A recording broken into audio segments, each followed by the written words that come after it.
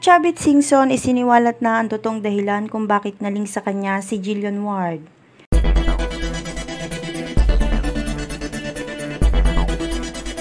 Usap-usapan kamakailan sa social media at ilang showbiz circles ang umano'y pagkakaugnay ni Chavit Singson sa batang aktres na si Jillian Ward.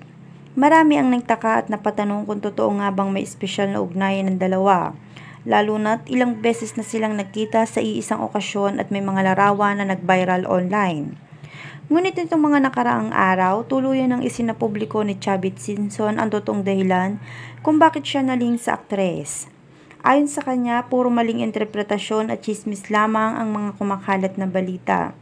Nilinaw ni Chavit na wala silang romantikong relasyon ni Jillian Ward at ang kanilang pagkikita ay pawang professional na may kinalaman lamang sa mga business collaboration at charity projects na kapwa nilang sinusuportahan.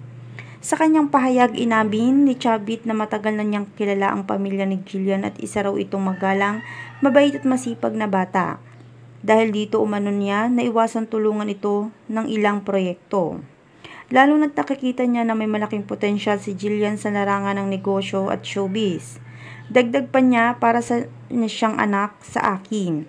Wala akong ibang intensyon kundi tulungan siya sa karera at sa mga advocacy niyang makakatulong sa kapwa. Nilinaw rin ng dating gobernador na malayo sa katotohanan ng mga balibalitang may mas malalim na koneksyon sila ni Jillian.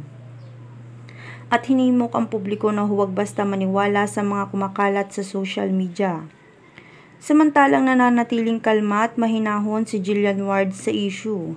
Sa isang panayam, sinabi ng aktres na labis siyang nirerespeto si Chavit at sa tinitingala bilang mentor at taga-suporta sa ilang proyekto niya. Hindi rin umano niya inaasahan na lalakihin ng ganun ang issue, ngunit pinili niyang manahimik at magpakatotoo.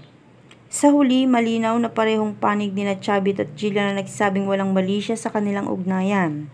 Isa lamang itong patunay kung gaano kadaling malikha ang intriga sa mundo ng showbiz, ngunit sa kabila ng lahat, pinili nilang pairalin ang respeto at ang katotohanan.